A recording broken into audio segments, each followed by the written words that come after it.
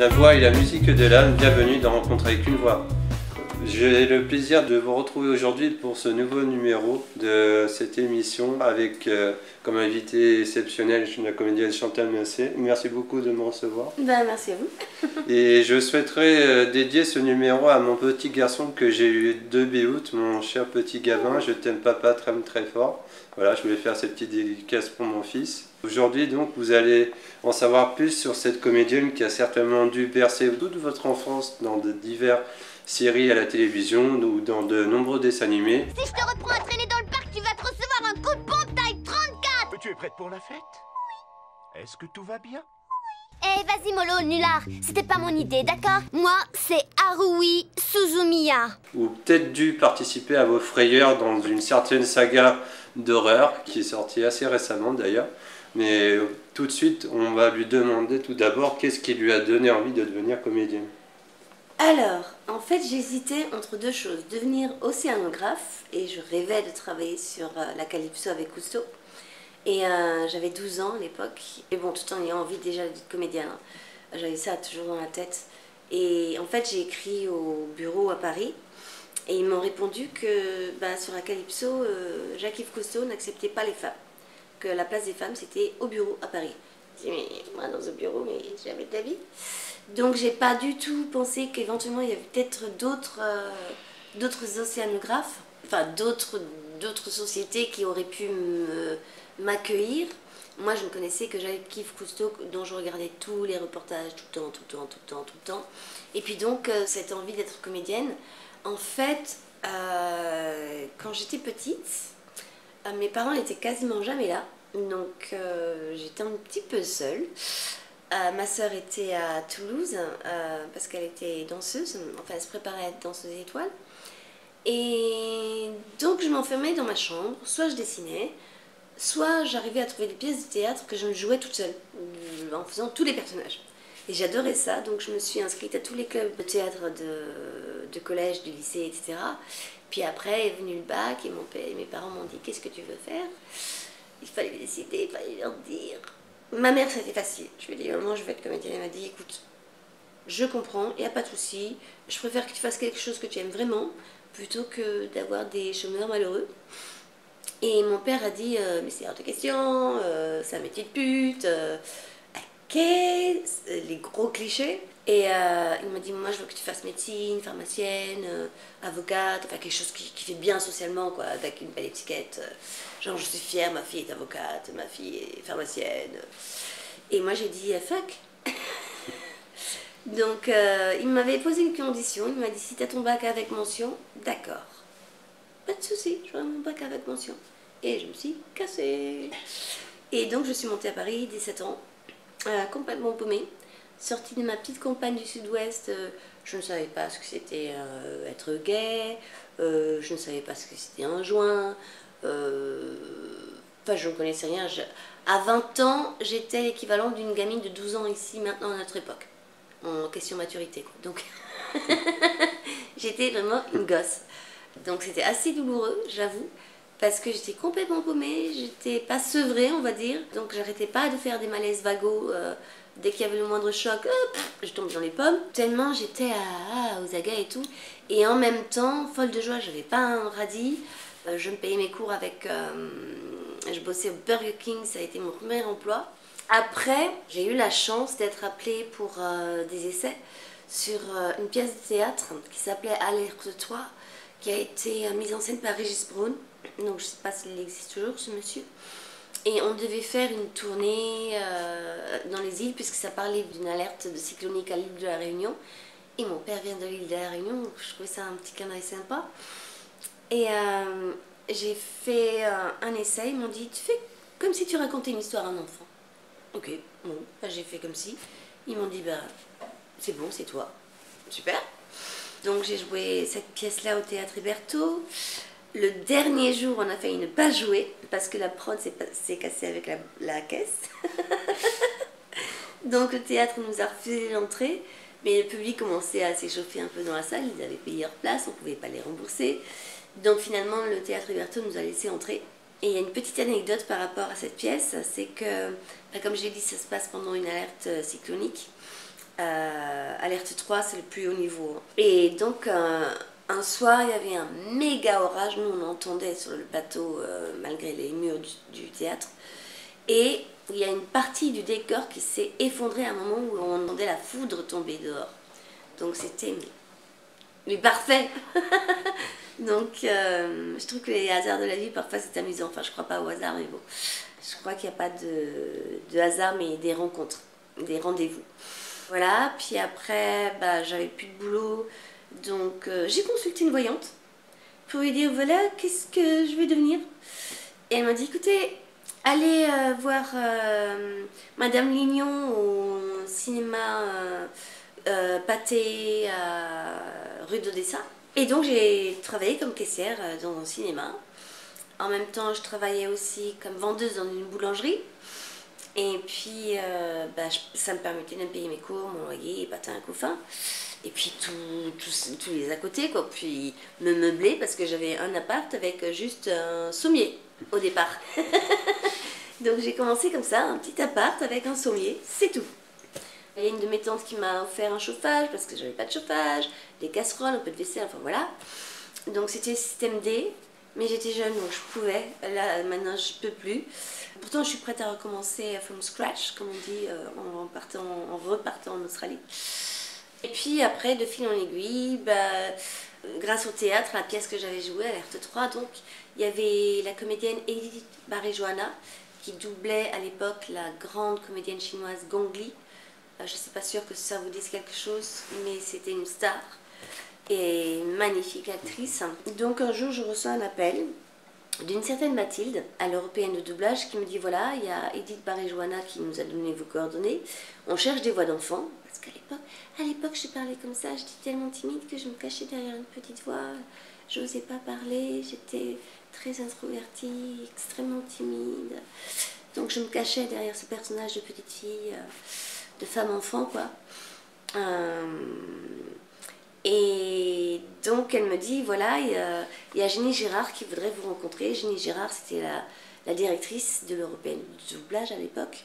Et je débarque au studio, je me dis, je vais passer un entretien, une interview, des essais, je sais pas. Et il y avait une nana à l'accueil, Ginette, super adorable, qui me dit, ah Chantal, Jenny vous attend sur le plateau A, au fond à droite. Ok. Je me dis, ok, j'y vais. Elle me dit, ah Chantal, je vous attendais. Alors, vous voyez, c'est très simple. Quand vous voyez la phrase arriver sur la barre, vous parlez. Mais j'ai jamais fait ça, Non, mais vous allez voir, c'est facile, c'est très simple. Ok. C'était un film avec Gérard Depardieu qui était aux États-Unis. Je crois que ça s'appelait Carte verte, je sais plus. Enfin bon. Donc, je faisais un petit gamin. Une semaine après, j'avais une série. Et puis, de fil en aiguille, ça fait boule de neige. Tout le monde m'appelait en me disant, ah, Chantal, j'ai entendu ce que vous faites, j'adore ce que vous faites, j'ai envie de travailler avec vous, il faut que je travaille avec vous. Alors, je vais bitcher un peu, mais j'assume. Vanina, pardon si tu vois cette interview. Ta maman, je l'aimais, mais elle m'a fait un coup. Donc, au départ, je démarchais sur les studios. J'arrivais avec ma petite enveloppe, mon CV, ma photo. Et un jour, je vois la grande Perrette Pradier qui me tétanisait qui m'impressionnait tellement, effectivement, elle était non seulement grande, mais une grande comédienne. Et je ne savais pas, donc elle dirigeait aussi en doublage. Et je suis allée la voir avec ma petite enveloppe, je me suis levée, elle dit, tout de suite, c'est pas la peine. Je travaille toujours avec les mêmes comédiens, j'ai mon équipe, c'est pas la peine. Ok. Un an plus tard, la même qui me rappelle, oh Chantal, c'est formidable, j'ai écouté ce que vous faites, écoutez, j'ai un projet à vous proposer, Vanessa Paradis ne veut pas le faire parce qu'elle demande trop cher, donc elle demandait 1 million de francs, je crois. Moi, on me proposait 500 balles. Ok. Ouais, je dis pas encore bankable. Et puis donc j'ai fait ça, et puis j'ai travaillé 2-3 fois, pas plus avec Perrette. Mais bon, grande dame, malgré tout, très... Elle avait une façon de diriger avec beaucoup de bienveillance, et au lieu de nous engueuler depuis son bureau et nous à la barre à nous dire ouais non fais-le-moi comme ça, non mais t'as rien compris, elle venait à côté de nous, elle nous chuchotait à l'oreille, tu sais, si t'as le sentiment, t'auras la longueur. Et ça a toujours été une phrase qui est restée gravée dans ma tête. Si on a vraiment le vrai sentiment de ce qui se passe, dans ce que vit la comédienne à l'écran, oui, on a la longueur. On a la bonne tristesse, on a la bonne colère. Après, bon, je dis pas, il y a des trucs qui sont super mal écrits. C'est vrai que ça se fait à l'arrache, que c'est très mal payé le travail d'adaptateur.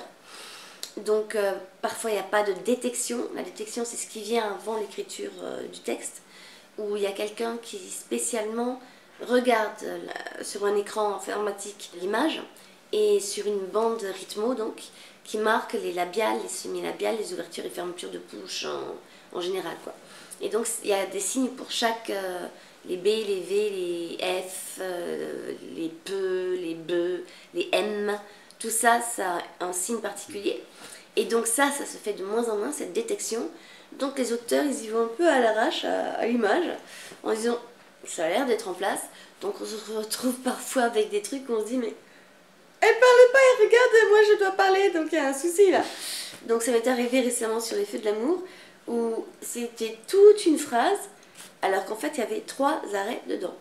Donc j'ai essayé de retenir la phrase par cœur pour dire, bon, à tel endroit il y a un arrêt, à tel endroit il y a une autre pause, à tel autre endroit il y a une autre pause. Donc on a fait petit bout par petit bout parce que c'était impossible, il y avait un tel tunnel, j'arrivais pas à retenir par cœur et à me dire, putain ouais c'était là le trou, pas avant, je l'ai fait trop tard, je l'ai fait trop tôt. Donc ça c'est un petit souci l'écriture. Mais il y a aussi d'excellents auteurs. Alors j'ai envie de citer Déborah Perret, qui a écrit entre autres la trilogie du Seigneur des Anneaux, qui écrit beaucoup les films que sa mère fait, parce que sa mère dirige des films et Déborah écrit beaucoup, mais elle dirige aussi. Fabuleuse comédienne d'ailleurs. Déborah, si tu m'entends, fais-moi bosser, merde. Et voilà, il y a des gens qui ont vraiment un talent inouï pour écrire. Sa fille Laurence Crouzet écrit de façon absolument sublimissime. Elle écrit en plus très vite, elle est super efficace. Et sa maman, donc c'était Monique Thierry, une merveilleuse comédienne, qui était entre autres la voix de Sally Field. Et puis malheureusement Monique est tombée gravement malade, puis elle est décédée. C'est quelqu'un que j'adorais. Et en fait c'était amusant parce que quand elle se plantait au micro, elle disait « Salope !» Donc, et moi je lui disais, mais tu sais, sois pas là pour te juger, pour te critiquer. Pourtant ça faisait 40 ans qu'elle faisait ce métier, elle avait plus de bouteilles que moi. Donc tu fais, mais tu sais, les DA sont là pour nous dire, donc arrête de t'intoxiquer en te traitant de salope, c'est pas... Tu te fais du mal. Donc déjà qu'on nous envoie pas beaucoup de fleurs, autant qu'on s'en envoie tout seul plutôt que de se traiter de salope quoi, ou de connasse. C'est ça aussi, connasse. Connasse. Et il y a aussi Daniel Bachelet qui est très très doué, qui écrit... et il y en avait une autre que je connaissais qui était super douée, c'était Patricia Angot, avec qui j'ai pas mal travaillé. Et c'est elle la première fois qui m'a mise sur Emily Van Camp. Alors elle m'avait dit, écoute, t'as pas une voix de jeune première. Alors déjà, qu'est-ce que c'est une voix de jeune première? Mais j'ai envie de tenter le coup. Donc elle m'a fait passer des essais sur Emily Van Camp et à partir de là, je l'ai suivie sur presque tout. Là, depuis The Resident, je ne la double plus.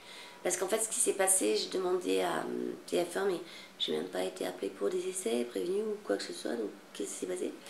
Ils m'ont dit, le souci, c'est que la première saison a été doublée en Belgique.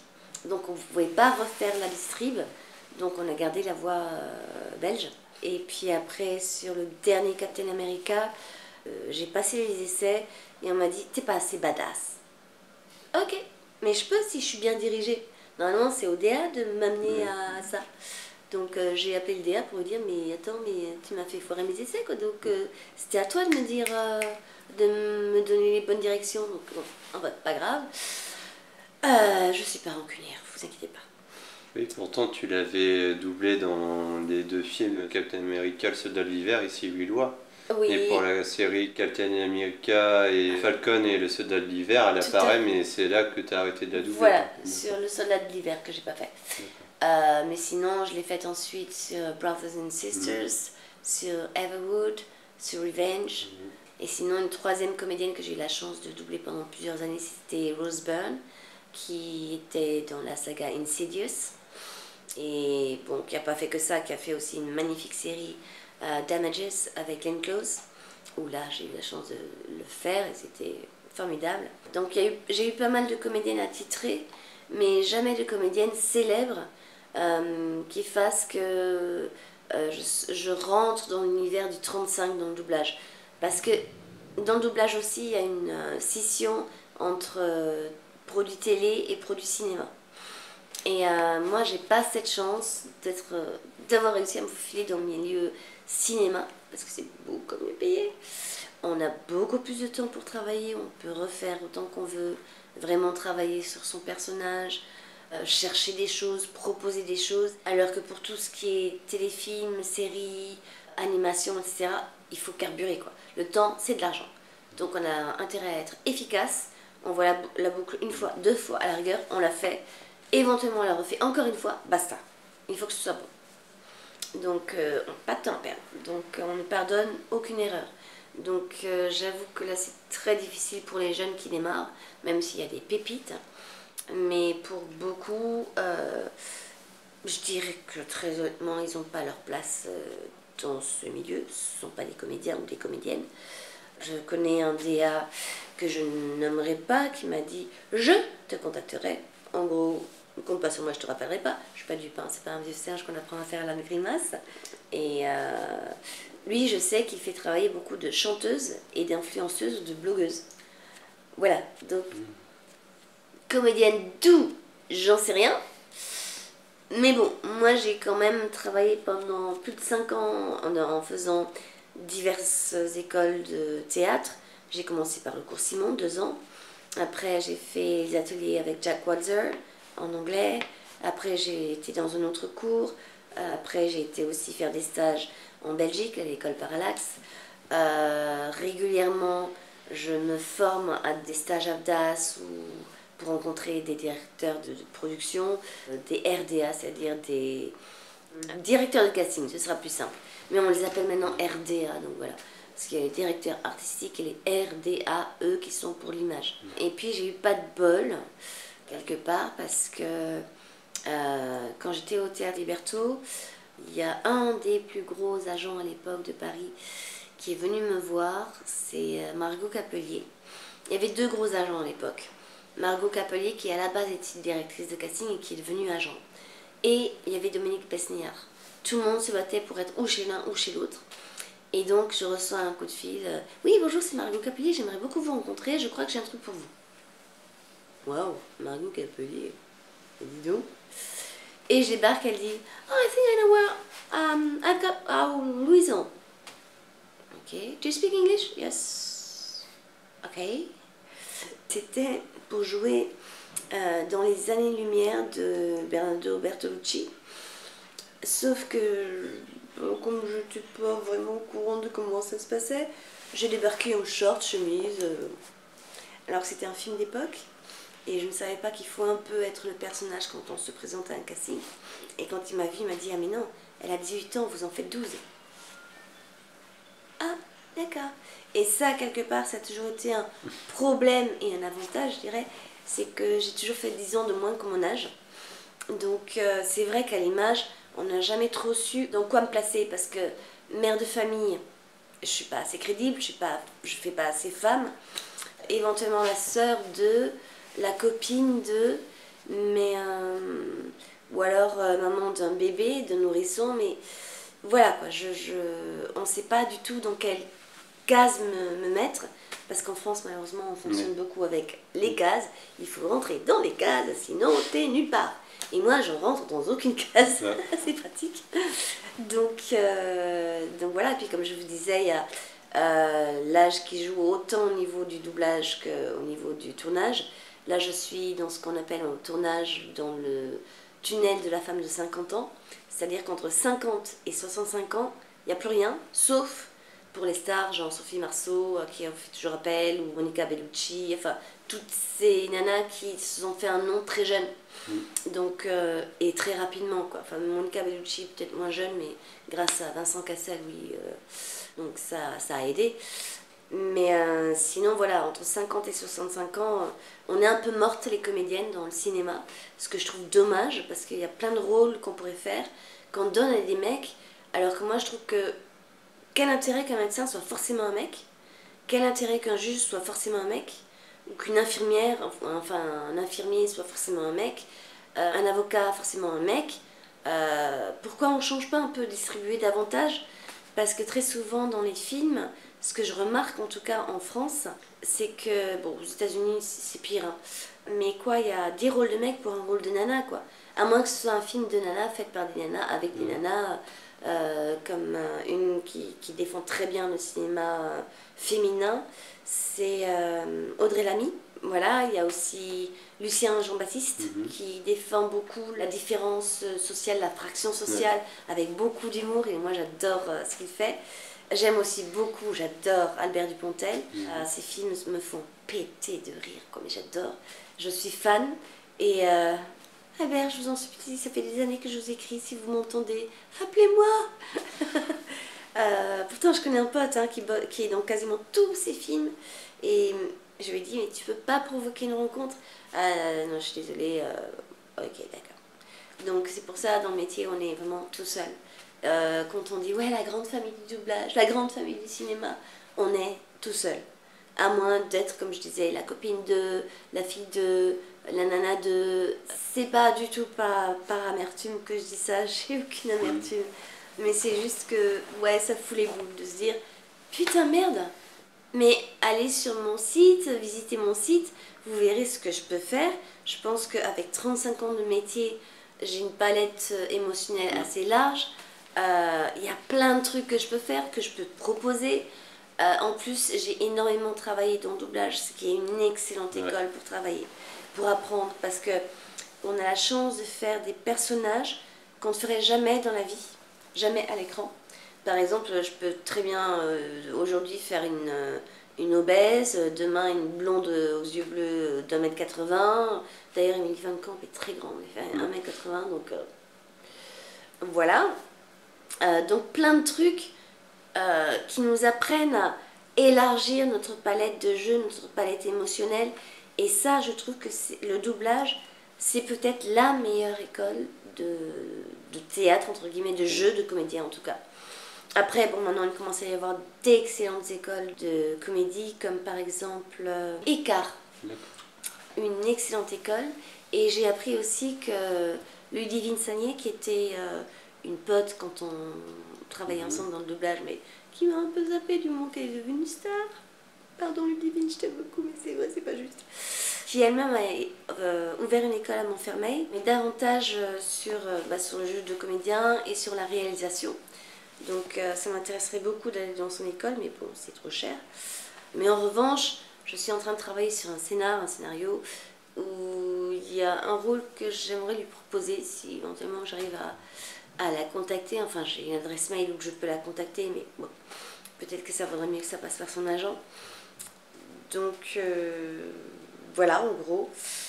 Mais bon, on m'avait dit, une fois j'étais sur les Cordiers juges et flics, et il y a un des comédiens qui m'avait dit, tu sais Chantal, c'est un métier merveilleux quand on le fait, mais qui rend tellement malheureux quand on n'a plus de travail. Et j'en sais quelque chose, je le vis à présent, donc je sais de quoi il parlait.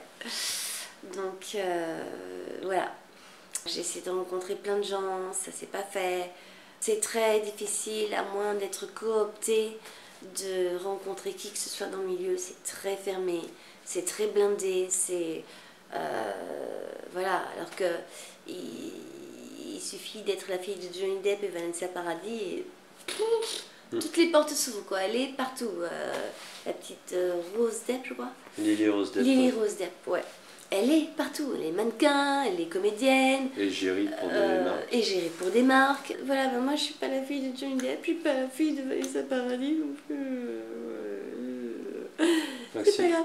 Si vous voulez aider Chantal, n'hésitez pas à partager cette interview. Comme ça, elle pourra être vue par plusieurs personnes, notamment Dia, et qu'elle puisse retrouver quelque chose notamment.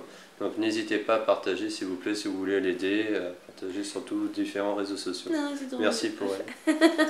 Et il me semble, j'ai cru comprendre que lors des enregistrements d'un des Insidious, tu es parti en courant du studio, c'est vrai ou pas? En fait, c'était pas sur Insidious, c'était sur The Ring. The Ring. C'était Barbara Del Sol qui dirigeait ça, et donc la version japonaise. Et à un moment, mon personnage se retrouve au bord d'un puits, et il y a la créature qui sort du puits, et donc, comme une bête, elle monte, et tout à coup, il y avait ses yeux, juste ses yeux que j'avais en face, et j'ai hurlé, je me suis échappée du studio en hurlant, et on est venu me chercher en me disant, mais tout va bien, c'est qu'un film. Oui, c'est peut-être qu'un film, mais moi je suis super bonne spectatrice. Donc, il faut le savoir, je ne regarde jamais de films d'horreur. À part quand j'étais gamine, j'adorais ça. Shining, j'ai adoré. Alien, j'adorais. Mais après, ça a été fini. C'est le Insidious, par exemple, quand je les enregistrais, pendant 15 jours après chaque enregistrement, je dormais avec la lumière allumée. Donc, et dès qu'il y avait le moindre bruit, le moindre crissement, donc je dormais pas pendant 15 jours après. Donc je ne veux plus faire de film d'horreur. Donc quand on dit j'ai un truc pour toi, c'est pas un film d'horreur moi. Parce que sinon c'est niette. J'ai besoin de boulot mais là je peux pas. Là c'est juste pas possible. Est-ce que tu es ces comédiennes qui justement aiment bien ou pas du tout se regarder leur travail après?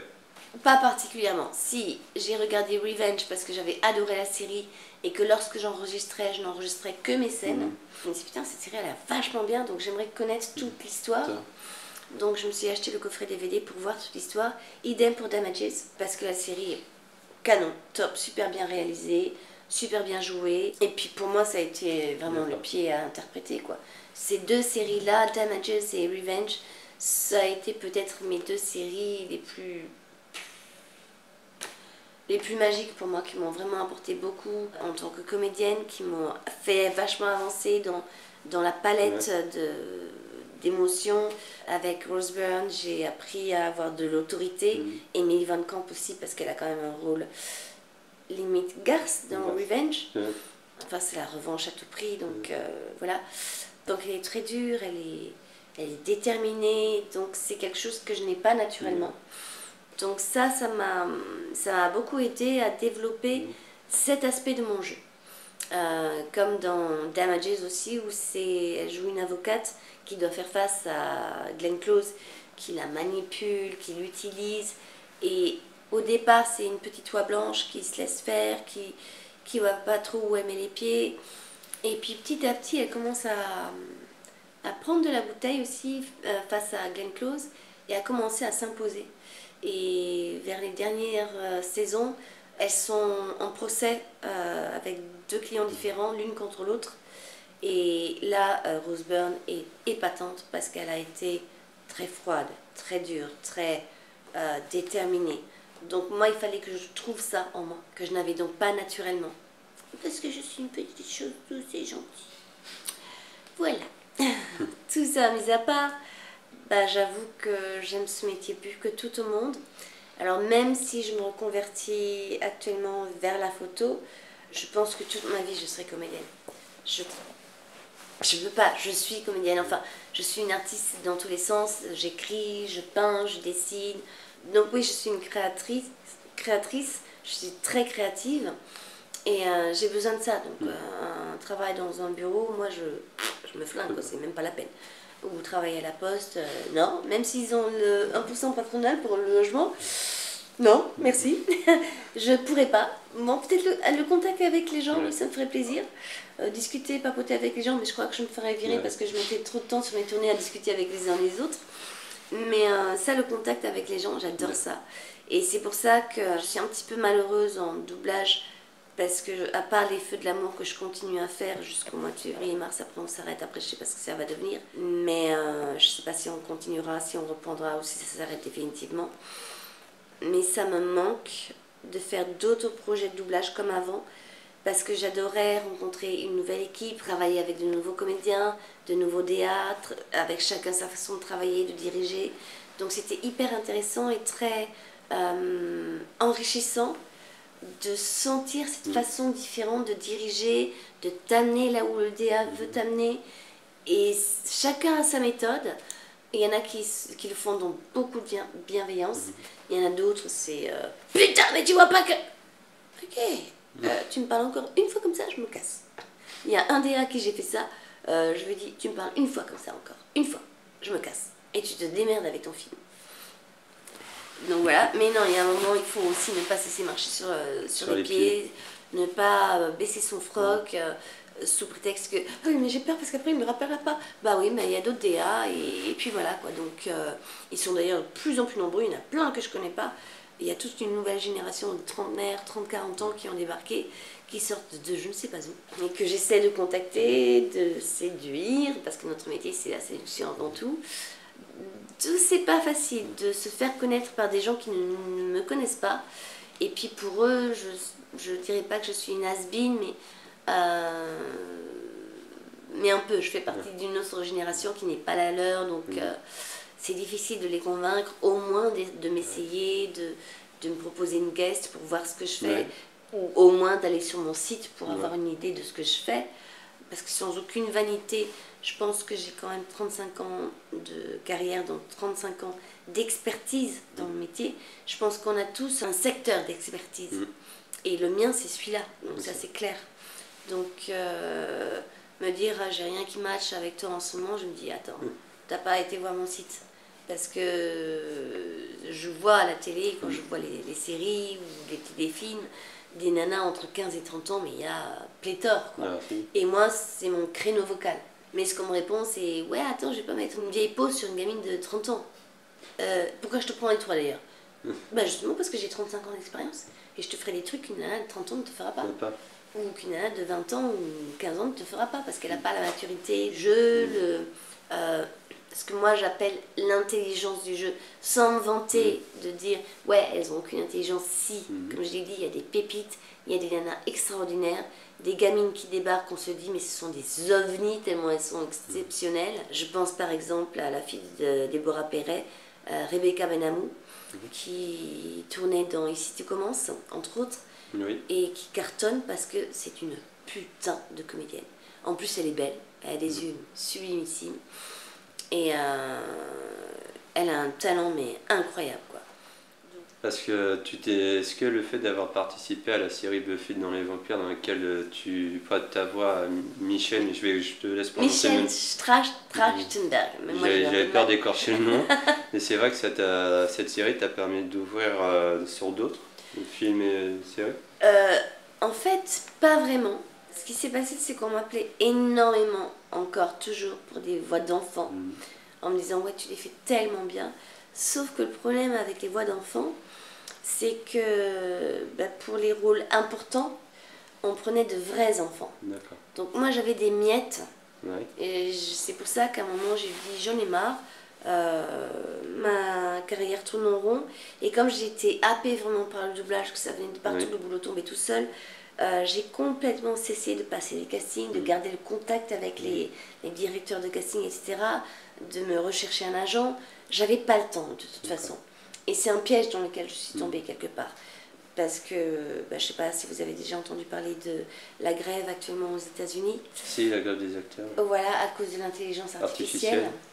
Et effectivement, nous sommes en danger au niveau de la voix. Les comédiens voix, on va disparaître. On est appelés à disparaître. Donc beaucoup misent sur le doublage. Donc je dis aux jeunes comédiens, non, ne mise pas sur le doublage. T'es jeune, profites-en. Les jeunes, on le vend en poupe auprès des agents, auprès des directeurs de casting.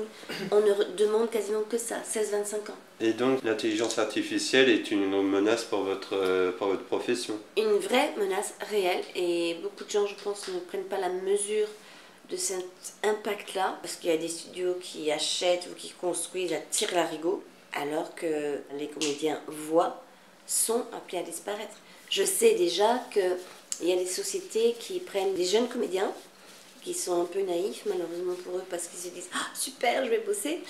Et on fait des banques de données de voix qu'on enregistre, où on leur fait dire plein de mots, quasiment tout le vocabulaire, ou alors juste des lettres, pour après les coller, pour faire après des montages. Donc il y avait un pote sur Facebook Boris Rélinger, qui est un excellent comédien et qui est ton pote aussi,